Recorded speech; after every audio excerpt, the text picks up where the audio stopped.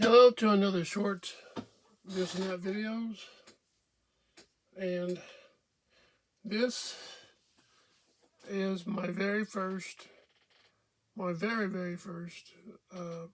in 1976, my first issue of Famous Monsters of Filmland magazine, number 125.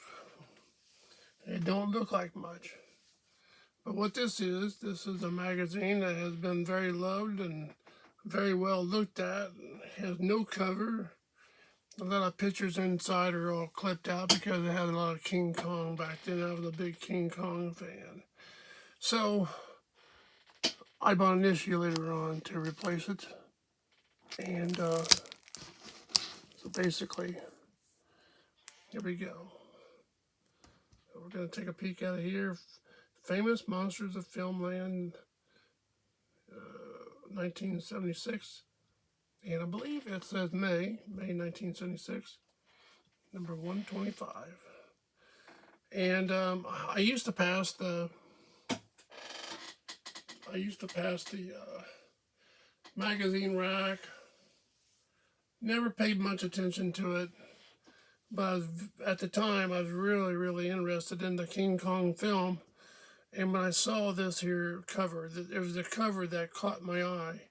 The magazine's been sitting there for months, God knows how long, but this magazine here particular caught my eye because of the cover. It was a very stunning picture here. Let's see if I can get a better look at it from here to top to bottom here.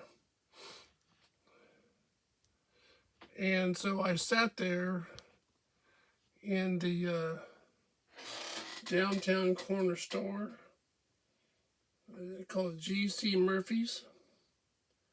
The store still stands, the building does, but the store, it's not there no more. Been gone for ages. But if you walk into the front of the building, you look down on the marble step, it says G.C. Murphy's on it, which is really cool.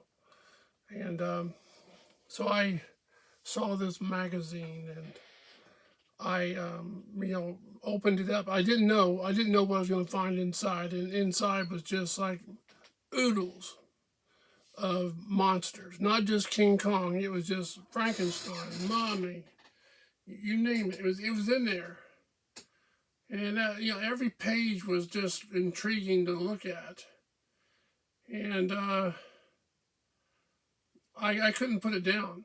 And I had just barely enough money to buy an issue. Back then was this one here was $1. It didn't take long for it to go up to $1.25 after this issue. But this issue was $1, and I'd scrape up $1 because I didn't have a lot of money back then. None of my family had a lot of money, so scraping up $1 was a big task. So I think I barely had enough money that day, or somehow I scraped it up, bought it, took it home, and went back, later on, found out this was an annual thing, like a monthly issue practically. And so every month I was trying to scrape it up hard every month to get $1 and then $1.25 to try to get as many issues I could that they were putting on the shelf at the store. And but this in here started the whole collection of my famous monster collection magazine. And but yeah, this one here is still my favorite one because it was my first magazine. So anyway, that's my little story. Well, look at the back of it. Look at the back of it real quick. I think it's got a real cool backing on it. Look at this backing. Look at the artwork on that. I think this was a poster you could buy or something, the artwork poster you could buy. Look at that, like it's got like image of the arm moving, it's just so cool.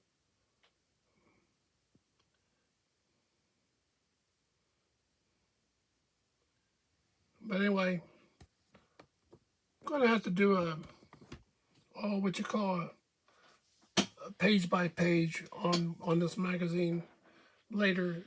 I think you'd find it really interesting. If you've never seen a Famous Monster magazine, I'm sure you have if you're my age. But yeah, these were so cool that Forrest J. Ackerman was putting out. So well, anyway, thanks for watching this and that videos, and keep in tune for more videos like this. Leave a thumbs up, a like, a comment. Appreciate it. Bye.